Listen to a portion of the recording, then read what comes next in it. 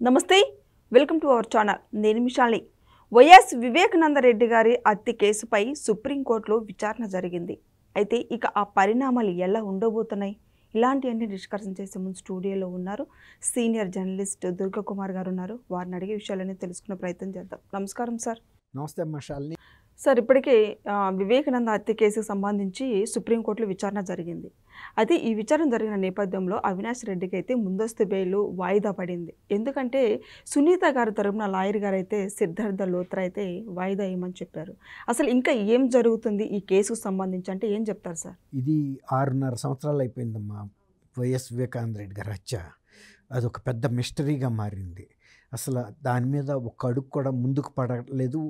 ఆ కేసు ఏం జరిగింది ఎవరనేది కూడా తెలియని పరిస్థితుల్లో 2 తెలుగు రాష్ట్రాల ప్రజలు కూడా ఎదురు చూస్తున్నారు అసలు ఈ కేసుకి న్యాయం జరుగుతుందా లేదా అని. దీనికోసం వివేకానంద రెడ్డి గారి కుమార్తె డాక్టర్ సునీతారెడ్డి అలుపెరగని పోరాటం చేశారు. ఆమె అనేక సార్లు సుప్రీంకోర్టు, హైకోర్టు, ఈ ట్రయల్ కోర్టుగా ఉన్న హైదరాబాద్ సిబిఐ కోర్టులోనూ చాలా న్యాయ పోరాటం చేశారు. అనేక రాజ్యాంగ వ్యవస్థల దగ్గర కూడా ఆమె వింతపత్రాలు సమర్పించారు ఈ కేసుకు సంబంధించి న్యాయం జరగాలని. కానీ ఈ కేసులో ఇవాళ చాలామంది అనుకుంది ఏంటంటే ఈ కేసు కంచికి చేరిపోయింది, ఇక ఇది తేలని అంశం, ఇదొక మిస్టరీ, అంటే అంతు చిక్కని నిజంగా మిగిలిపోతుంది అనేది. కానీ ఇవాళ సుప్రీంకోర్టు ధర్మాసనం ముందు ఈ కేసు విచారణ తర్వాత ఈ కేసుకు సంబంధించిన తాత్కాలిక శాశ్వత బెయిల్లు పొందిన వాళ్ళని రద్దు చేయటం, తర్వాత ఈ కేసు దర్యాప్తుని ముందుకు తీసుకెళ్ళటానికి ఆమె వేసిన పిటిషన్ మీద సుప్రీంకోర్టులో ఒక స్థాయి వరకు విచారణ జరిగింది. అయితే ఏంటంటే పూర్తి స్థాయి విచారణ ఈ కేసులో స్ట్రెంగ్త్ అంటే దీనిలోని లోపాలని లేకపోతే బలాబలాలను గురించి ఇవాళ చర్చించే అంత మాకు తీరిక లేదు. కానీ ఈ కేసుకు సంబంధించి మేము కొన్ని ఆదేశాలు అయితే ఇవ్వదలుచుకున్నామని చెప్పారు. ఈ 2 వాదనలు విన్న తర్వాత వాళ్ళు సిబిఐని అడిగారు ఈ కేసుని ఫర్దర్గా విచారణ చేయాల్సిన అవసరం ఉందా అని. అంటే చెయ్యాలి, చేస్తాము, మీరు ఆదేశిస్తే అన్నారు. అంతవరకు అంటే ఇప్పటి వరకు పాత్రధారులే వచ్చారు, సూత్రధారులు రాలేదు. అసలు ఎప్పుడైనా సరే ఒక కేసు తాత్విక ముగింపుకి రావాలి అంటే అసలు ఈ కేసుకి స్కెచ్ చేసింది ఎవరు, దీనివల్ల లబ్ధి పొందింది ఎవరు, అసలు ఈ కేసు ఈ నేరాన్ని చేయించింది ఎవరు అనేది బయటికి రావాల్సిన అంశం. అది ఇంతవరకు ఎక్కడా కూడా దాని వరకు వెళ్ళలేదు. ఊరికే అప్రూవర్స్ ఎవరైతే పార్టిసిపేట్ చేశారో అంతవరకు వెళ్తాం తప్ప ఇందులో సుపారీ కూడా ఇచ్చారు 40 కోట్ల రూపాయలు దస్తగిరికి ఇచ్చింది 40 కోట్ల రూపాయలు అంటే ఎవరో మామూలు వాళ్ళు ఇవ్వలేరు, రోడ్ల మీద వెళ్ళేవాళ్ళు. తర్వాత ఆయన మీద తీవ్రమైన ద్వేషం, రాజకీయ పగ ఉన్న వ్యక్తులు కూడా ఎవ్వరు లేరు. ఇప్పుడు ఉంటే తెలుగుదేశం ఉండాలి. తెలుగుదేశానికి వివేకానంద రెడ్డి గారికి ఎటువంటి విభేదాలు లేవు. అసలు ఆ కడప జిల్లా ఫ్యాక్షన్ రాజకీయాలు ఉన్నా కూడా ఎవరు కూడా వివేకానంద రెడ్డి గారి ప్రాణం తీసేటంత పగ ఉన్న వాళ్ళు కూడా ఎవ్వరు లేరు అక్కడ. అందరితోనూ ఆయన ఫ్రీగా తిరుగుతాడు. ఆయన మోపెడ్ వేసుకుని కూడా పులివెందుల్లో ఎంఆర్ఓ ఆఫీసులకి వీటికి కూడా తిరిగేటంత ఫ్రీ మనిషి ఆయన. కానీ మార్చి 19 రాత్రి 2019లో ఆయన్ని అతి దారుణంగా హత్య చేసి దాన్ని గుండెపోటుగా చిత్రించారు. ఆ గొడ్డళ్ళు కూడా కదిరి అని అనంతపూర్ డిస్ట్రిక్ట్ వెళ్ళి మరీ కొనుక్కొచ్చారు. తర్వాత నిందితులందరూ కూడా ఆయనకు తెలిసిన వాళ్ళే. వాళ్ళు ముందుగానే ఆయన్ని రాత్రిపూట ఒంటరిగా ఉంటాడు, ఆ ఇంట్లో ఎవరు ఉండరు, కుటుంబ సభ్యులు హైదరాబాద్లో ఉంటారు. ముందుగానే వాళ్ళు స్కెచ్ చేసుకుని తలుపులు వేసినట్టుగా చెప్పారు తప్ప వాటికి బోల్ట్లు కూడా వేయలా. ఆయన యథాప్రకారం బెడ్రూమ్లో పడుకున్నారు. కానీ దొడ్డు వైపు నుంచి తలుపు తీసి వాళ్ళు ముందే పథకం ప్రకారం ఉన్నారు కాబట్టి అవినాష్ రెడ్డి గారి ఇంటి దగ్గర సమావేశమై అక్కడ మద్యం తాగి వాళ్ళు ఆ గొడ్డలు తీసుకుని వచ్చి చంపటం, మళ్ళీ చంపిన తర్వాత మళ్ళీ ఆ దగ్గరలోనే ఉన్న అవినాష్ రెడ్డి గారి ఇంటికి వెళ్ళటం, సమావేశం అవటం, అక్కడి నుంచి ఎవరి పని మీద వాళ్ళు వెళ్ళిపోయారు. ఫస్ట్ వచ్చి అవినాష్ రెడ్డి గారు చూసి వాటి ఆధారాలన్నీ చెరిపించేశాడు. హాస్పిటల్ గంగిరెడ్డి గారిని ఉండేవాడు, జగన్మోహన్ రెడ్డి గారి మామ, ఆయనకి మల్టీ స్పెషాలిటీ హాస్పిటల్ ఉంది. అక్కడి నుంచి వీళ్ళ కొడుకు అయ్యే వ్యక్తి మొన్న మధ్య చనిపోయాడు, అభిలాష్ రెడ్డి అనుకుంటా. అతను ఒక సూపర్ స్పెషాలిటీ డాక్టర్ని పిలిపించి అతనితో కుట్లు వేయించి కొన్ని కంపౌండర్లతో కట్లు కట్టారు చనిపోయిన శవానికి. మళ్ళీ పైగా రక్తం కక్కుని చనిపోయాడని, లిట్రిన్ ప్లేట్ మీద పడి చనిపోయాడని, హార్ట్ అటాక్ వచ్చి వచ్చిందని ఇలా రకరకాల ప్రచారాలు కూడా వాళ్ళే చేశారు. అంటే కేసును తప్పుదోవ పట్టించడానికి. ఇప్పుడు ఈ 6 ఏళ్ల నుంచి కూడా ఈ కేసు మీద అంటే ఏం జరిగిందంటే ఇది హత్య జరిగిన 90 రోజుల తర్వాత అప్పటి తెలుగుదేశం ప్రభుత్వం ఓడిపోయి మళ్ళీ జగన్మోహన్ రెడ్డి గెలిచాడు. అక్కడి నుంచి ఇక ఆ కేసుకి ముందుకెళ్ళలేకపోయింది.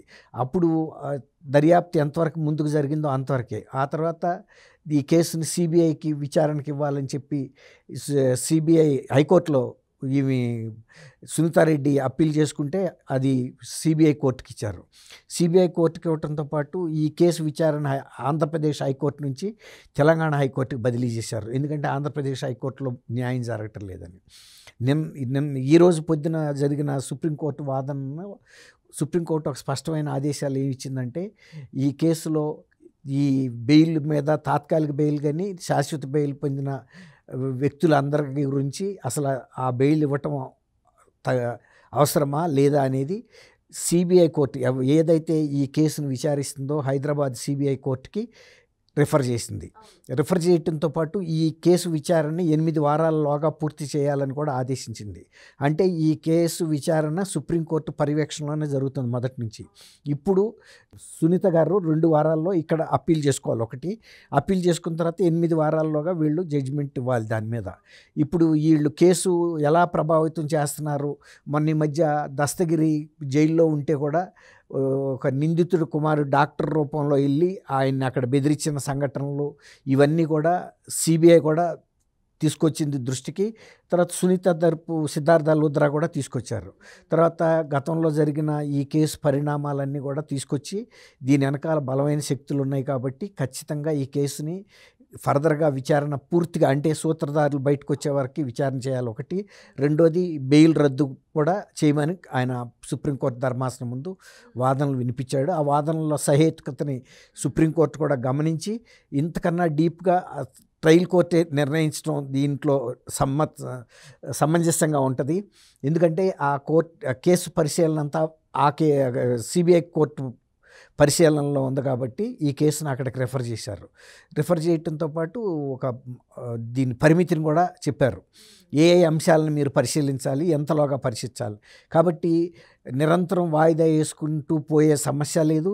తర్వాత ఈ బెయిల్ మీద కూడా ఒక స్పష్టమైన ఆదేశాలు ఇస్తారు. ఎట్లా అంటే సిద్ధార్థ లూథ్రా గారు సుప్రీంకోర్టుకి ఈ ముద్దాయిలు కనుక బయట ఉంటే కేసులో నిందితుల్ని ప్రభావితం చేస్తున్నారు, సాక్షుల్ని ప్రభావితం చేస్తున్నారు. చాలామంది ఈ కేసుకి సంబంధించిన సాక్షులు కూడా అకాల మరణం, ఆకస్మిక మరణం జరిగినాయి. ఇవన్నీ కూడా చాలా భయాందోళన కలిగిస్తున్న సమస్యలు. కాబట్టి ఇది తీవ్రంగా పరిగణించమని అడిగాడు సుప్రీంకోర్టుని. సుప్రీంకోర్టు కూడా ఈ కేసు మీద వాళ్ళకి చాలా అవగాహన ఉంది కాబట్టి ఈ కేసు ముందుకెళ్లే విధమైనటువంటి ఆదేశాలు ఇచ్చే తప్ప ఏ విధంగానూ ఈ కేసుకు బ్రేకులు వేసే విధంగా కానీ కేసును బలహీనపరిచే అంశాలు కానీ వాళ్ళ ఏమి జడ్జిమెంట్లో కానీ సుప్రీంకోర్టు ధర్మాసనం ఇచ్చిన ఆదేశాల్లో కానీ లేవు. ఓ రకంగా ఎవరైతే ఈ కేసులో ప్రత్యక్షంగా కానీ పరోక్షంగా కానీ ఆర్థికంగాను నేరపరంగాను సపోర్ట్ చేశారో, తర్వాత ఆయన వివేకానంద రెడ్డి వాళ్ళ రాజకీయ భవిష్యత్తుకు అడ్డంగా ఉన్నాడు కాబట్టి ఈయన్ని తీసేయాలనుకుని ఎవరైతే కుట్ర చేశారో ఇప్పుడు వాళ్ళందరికీ కూడా వణుకు పుట్టే అంశమే ఇది. ఖచ్చితంగా ఇది త్వరగా కేసు కదులుతుంది. సూత్రధారులు అందరూ ఎదురు చూస్తున్నట్టు 2 తెలుగు రాష్ట్రాల ప్రజలు ఎదురు చూస్తున్న సూత్రధారులు ఎవరో కూడా బయటకు వచ్చే సందర్భం అయితే ఖచ్చితంగా ఉంటుందని భావిస్తుంది. సునీత గారైతే పోరాటం చేస్తుంది, మరి ఇంకా మరింత పోరాటం చెయ్యాలని చెప్పి ఆమె మాట్లాడుతుంది. ఇక విచారణ కూడా మరింత విచారణ జరపాలని కూడా అడుగుతుంది. మరి ఏ విధంగా ఇంకా ముందు ఏ విధంగా ఉండబోతుంది అంటే ఏం చెప్తారు సార్? ఇది సిబిఐ కోర్టుకి ఇచ్చారు కదా, మాకు సిబిఐ కోర్టు ఇచ్చిన ఆదేశాలు కనుక ఆమెకి ఏదన్నా న్యాయం జరగలేదని కనుక అనుమానం ఉంటే, స్పష్టత రాలేదు అని అంటే మళ్ళీ అప్పుడు హైకోర్టుకి వెళ్ళే అవకాశం కూడా మళ్ళీ సునీత గారికి ఉంది. హైకోర్టులో కూడా ఆమెకు సరైన న్యాయం జరగలేదనుకుంటే మళ్ళీ సుప్రీంకోర్టుకి వెళ్ళే అవకాశం ఉంది. అంతేగాని సుప్రీంకోర్టు మా దగ్గరికి రావద్దని చెప్పలేదు. ట్రయల్ కోర్టుతో ముందు విచారణ జరగనివ్వండి, వాళ్ళ ఆదేశాలు ఏమి ఇస్తారో చూద్దాము. అసలు ఆదేశాలు ఇవ్వటానికి ఎక్కువ అర్హత ఉన్నది ట్రయల్ కోర్టుకేను.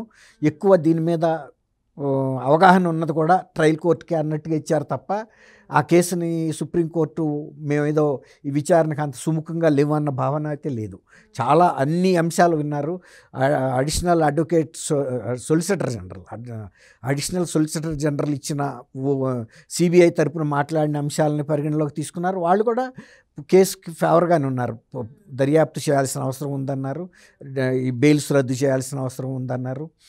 అట్లాగే సిద్ధార్థ లూథ్రా కూడా సునీత గారి తరఫున మాట్లాడుతూ ఇదే అంశాలని ఇద్దరిది ఏకీభావన కుదిరింది. ఏకీభావం సిబిఐ ఏమైతే చెప్తా ఉందో, సునీత ఏదైతే అడుగుతుందో సిబిఐ ఏకీభించింది. సుప్రీంకోర్టు కూడా దాన్ని సిబిఐ కోర్టుకి ఇచ్చి వాళ్ళని వితిన్ 8 వీక్స్లో చెప్పారంటే చాలా ఒక విధంగా సునీత గారికి పెద్ద ఓదార్పు లభించినట్టు ఈ కేసులో. Thank you sir. Thank you అమ్మా.